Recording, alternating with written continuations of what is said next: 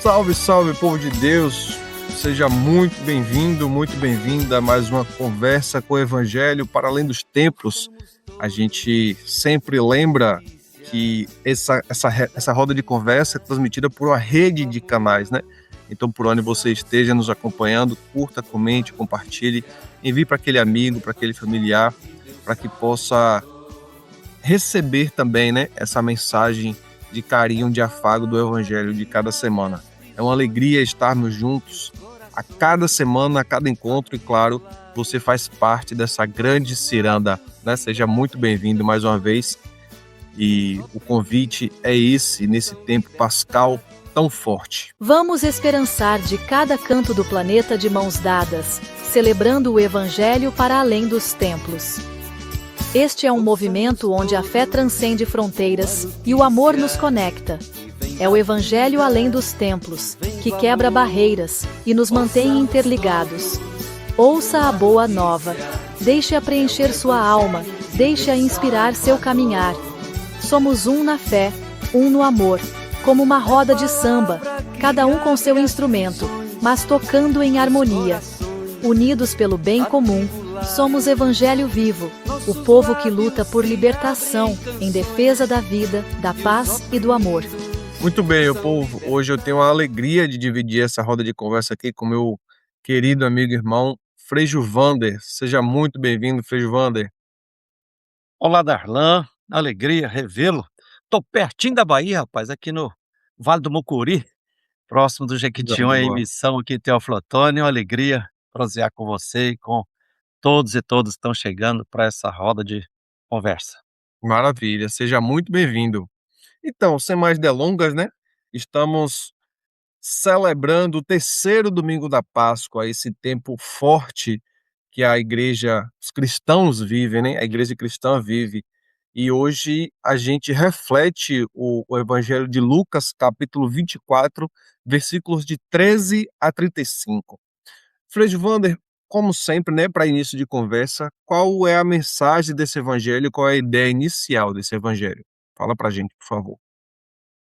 Darlan, estamos, como você já mencionou, né, em tempo de Pascal, tempo da gente cultivar alegria interior, serenidade, esperança, coragem e firmar o passo, experimentando que de fato Jesus Cristo está vivo, ressuscitado, caminhando conosco, em nós, né, no meio do povo.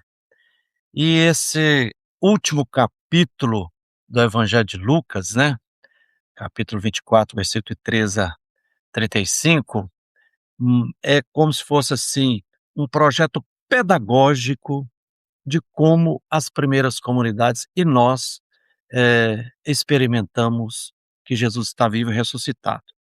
Primeiro é que se trata de um casal, né, fala 2 discípulos, né, lá no Evangelho de Marcos, no finalzinho vai dizer assim: 2 discípulos saíram de Jerusalém, e aqui fala 2 discípulos, mas nomina um como Cleofas, e depois, lá no Evangelho de João, tem a informação que a mulher de Cleofas, chamada Maria, estava junto aos pés da cruz, junto com Maria Madalena, com Maria, mãe de Jesus, né.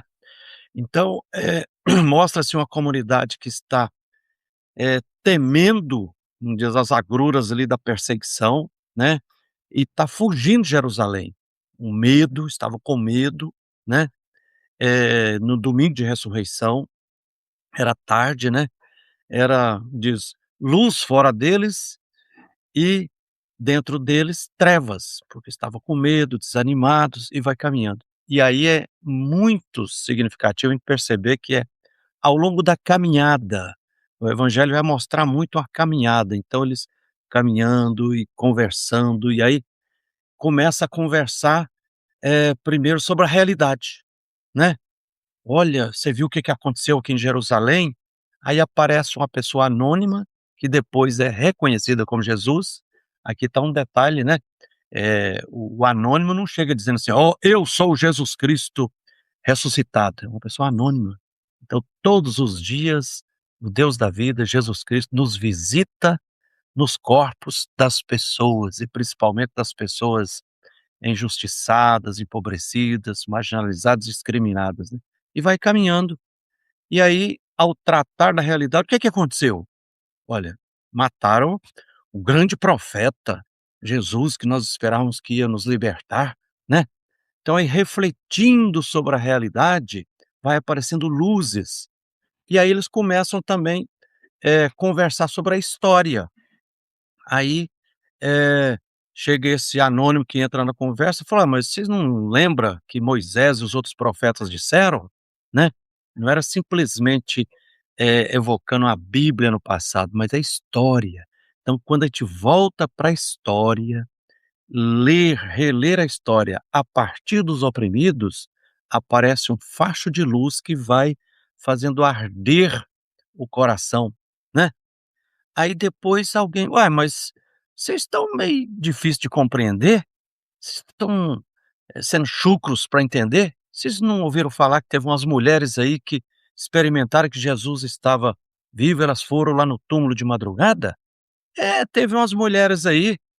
Então, aí o evangelho na pedagogia vai dizer assim, ó: "Leve a sério a conversa e o posicionamento das pessoas discriminadas". Naquela época, as mulheres, no meio de uma sociedade patriarcal e machista, eram muito ignoradas. É, de fato, elas não nos falaram, mas foram lá de madrugada e tudo.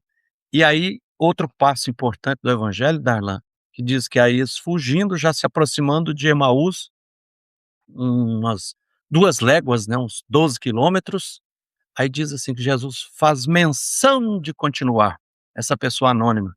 Quer dizer, Jesus não se impõe, e deixa livre para ser aceito ou não. E aí diz que esse casal, Cleofas e provavelmente a sua companheira, né, porque também se a companheira dele estava no pé da cruz, ele não ia fugir, o mais provável não ia fugir e deixar sua companheira lá, né. Aí diz que os convidas para entrar e participar de um jantar. E aí uma coisa um pouco, eh, estranha, diz que Jesus pegou o pão e abençoou. Mas como é que um peregrino chega na sua casa, já pega o pão e toma a iniciativa? E aí a beleza do texto é que vai dizer que foi ao partilhar o pão, ao partilhar o pão, né, diz que os olhos do casal se abriu e reconheceram que Jesus estava vivo e ressuscitado. E aí, Darlan, mais eloquente ainda, que diz que nesse momento Jesus desapareceu da frente deles. E eu sempre lembro, Darlan, uma vez num círculo bíblico, aí eu perguntei assim, falei: "E Jesus sumiu da frente deles, foi para onde?". Falou: "Jesus entrou dentro deles". E aí diz o evangelho que eles voltam, para Jerusalém, para o centro de combate, para a missão. Veja aí um processo pedagógico que aconteceu antes. Era tarde, luz fora deles, treva dentro deles, porque dentro deles estava o medo, desânimo, insegurança. Depois de partilhar o pão dessa caminhada, bebendo na história, né, lendo de forma crítica e criativa o presente, ouvindo, eh, a conversa e os alertas e o anúncio das mulheres, e ao partir o pão eles se animam, aí dentro deles passa a ter alegria, esperança, coragem, e aí mesmo tendo trevas fora, eles voltam para a missão. Então, por isso esse nosso título, não é um simples voltar atrás, mas é respirar fundo e para tocar a missão para frente. Bonito, né, Darlan? Muito bonito. Eu acho esse evangelho lindíssimo. Eu acho que há muitos anos a gente reflete ele, né? Toda Páscoa a gente reflete esse evangelho e ele deixa uma mensagem muito forte, né? Que para mim fica muito forte a ideia do estarem à caminhada mesmo sem a presença de Jesus, né? Então eles aconteceu o episódio de Jesus, foi uma lástima, um desastre para todo mundo. Mas aí eles entenderam que eles precisavam continuar a caminhada. Embora a presença de Jesus ainda não fosse, né, inicialmente notada, mas eles estavam na caminhada. Como que a gente pode, entender melhor esse episódio, Frei Wander? Exatamente, Darlan. Esse evangelho, ele reflete, assim, ele traz muitas pistas, né, São muitas chaves de éticas, leitura, né? de ação para nós, né. Uma é essa que você falou, mesmo sentindo insegurança, uma cota de medo, de desânimo, mas a comunidade, as pessoas cristãs não ficam paradas, continuam a caminhada. E é na caminhada que vai se fazendo a experiência de que Jesus está vivo e aí se enche de alegria, de esperança, de coragem, né. E depois com esses vários ingredientes somando, né, não desvinculando da realidade. Hoje esse evangelho eu acho que ele é profundamente libertador para nós na atualidade, como ao longo dos tempos, né, porque nós estamos num contexto, assim, de que tem muitos movimentos religiosos, assim, fazendo uma cisão, um divórcio entre fé e vida, entre o espiritual e o social, né, entre as várias dimensões da vida. E aqui não mostra que eles conversam e refletem sobre a realidade. Então eles conectam a força espiritual para tentar captar Deus nos falando nas entranhas dos fatos, dos acontecimentos. Isso é uma maravilha. Outra beleza é que hoje nós estamos num contexto, assim, de muito apagamento da memória. Por exemplo, agora no dia, 1º de abril, nós celebramos 62 anos da ditadura militar empresarial, né. Aqui, por exemplo, em Belo Horizonte, eh, a gente está numa luta, numa ocupação, ocupamos um DOPS, onde era um centro de prisão e de tortura da ditadura militar, para se construir um memorial dos direitos humanos do estado de Minas Gerais. Aí tem gente, do governo e dos poderosos: "Não, não vamos mexer nessa história não, deixa isso apagado". Então esse evangelho mostra a beleza espiritual, ética e libertadora da gente sempre manter viva a memória, né. No Brasil hoje a gente vê, recentemente teve o 22º acampamento Terra Livre, né, milhares de parentes indígenas em Brasília, unidos, irmanados, lutando pelos seus direitos, por território, acordando a memória. Olha, é preciso a gente voltar para ter futuro, é preciso a gente resgatar a memória dos nossos pais, mães, avós, bisavós, dos antepassados, dos ancestrais, né, para tirar daí as luzes, a profecia que vem ao longo da história. E depois outro aspecto, a gente não ignorar, eh, a palavra dos oprimidos. No caso aqui do evangelho, a palavra das mulheres. As mulheres foram as primeiras que de madrugada foram experimentar, Jesus ressuscitado lá no túmulo, ainda escuro, né. Então, assim, a gente precisa ter a sensibilidade de ouvir a palavra do sem terra, do sem teto, das comunidades que estão sendo vítimas da brutal devastação ambiental. E tem que ter ouvido para ouvir também a natureza. A natureza é sagrada, a natureza tem direitos, né. E partilhar o pão, partilha.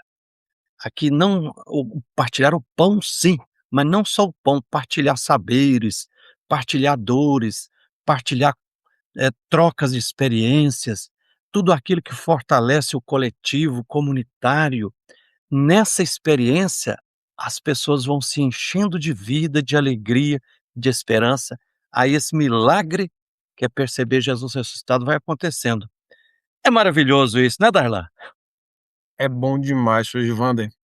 Então, eu sempre acho incrível como o tempo passa rápido nessa nossa prosa. A gente já está chegando no finalzinho, mas para fechar essa nossa roda de conversa de hoje, Frei Givander, te convido para nos dar uma injeção de ânimo, perguntando como e qual o caminho para experimentar esse Jesus que está ressuscitado, se alegrar, se munir de esperança e coragem e permanecer na missão, porque a gente, embora tenha as oscilações, mas a gente sabe da importância de se permanecer a caminho. Então fala pra gente como e qual o caminho para experimentar esse Jesus ressuscitado. Ô Darlan, eu vou partilhar um pouquinho do que eu refletia, com muitas lideranças ontem à noite aqui na querida cidade de Teoflotone, aqui no Vale do Mucuri, em Minas Gerais. nós assistimos ao filme O Evangelho da Revolução, né, que foi apresentado em várias capitais do Brasil, é de um cineasta francês. Aconselho quem puder, esse filme não está nos cinemas, mas, por exemplo, eu tenho e várias lideranças têm o filme. Se quiser organizar rodas coletivas para apresentar, é o Evangelho. O título é O Evangelho da Revolução, é sobre a história, a mística e a atuação da teologia da libertação das comunidades eclesiais de base no Brasil. Aí, após apresentar o filme, fizemos uma roda de conversa e mostrando aí muitas lideranças: "É, mas nós estamos cansados, está difícil, veio 34 anos de pontificado João Paulo II e Ratzinger e assim abafou a a igreja libertadora com opção pelos pobres e tudo". Olha, a gente tem que, primeiro beber do próprio poço e sempre recordar que no Brasil e na América Latina, em todos os cantos e recantos, teve muitas comunidades, lutando, resistindo, vivendo fraternidade realmente. Primeiro os povos indígenas, depois a resistência do povo negro escravizado, as comunidades quilombolas que hoje estão se espalhando pelo Brasil afora, né, sempre tentando viver em sintonia com a mãe natureza. Agora, observar que sempre foram minorias quantitativas, minorias abraâmicas, né? Lembrar daquelas 3 metáforas do evangelho: ser luz, sal e fermento. Sempre é um pouquinho que ilumina as trevas, que salga, né, a terra e os alimentos, ou que fermenta a massa, mas também incomoda, né? E lembrar também que Jesus sempre andou na contramão, atrapalhando o sábado, né.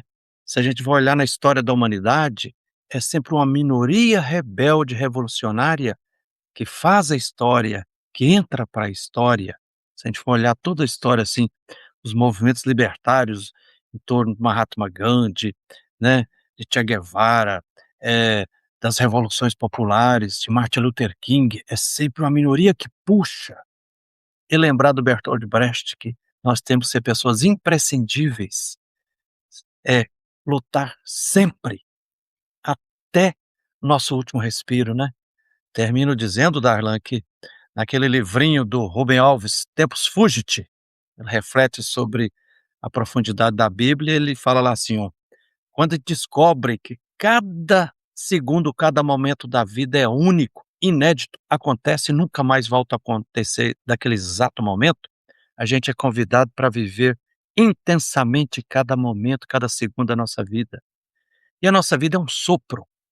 Então, por amor à dignidade humana, por amor a esse mistério de amor que nos envolve, vale a pena a gente respirar fundo e acolher as melhores luzes éticas e proféticas da história, da realidade e dos oprimidos, como as mulheres, e experimentar que Jesus está junto conosco, vive ressuscitado.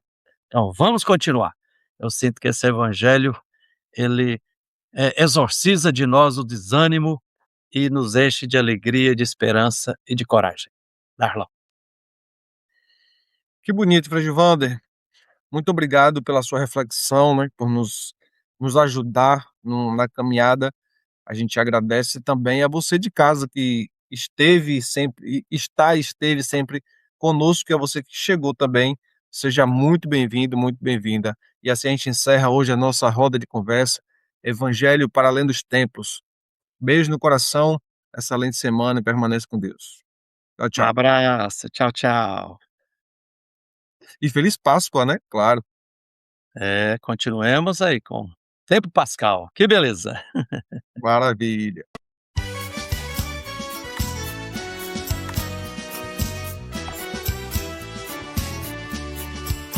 Ouçamos todos boa notícia que vem da vida, que vem do amor. Ouçamos todos boa notícia, é o Evangelho de Deus Salvador. É palavra que abre as prisões e os corações atribulados.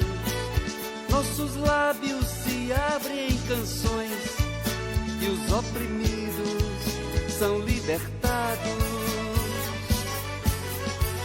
Ouçamos todos boa notícia que vem da vida, que vem do amor.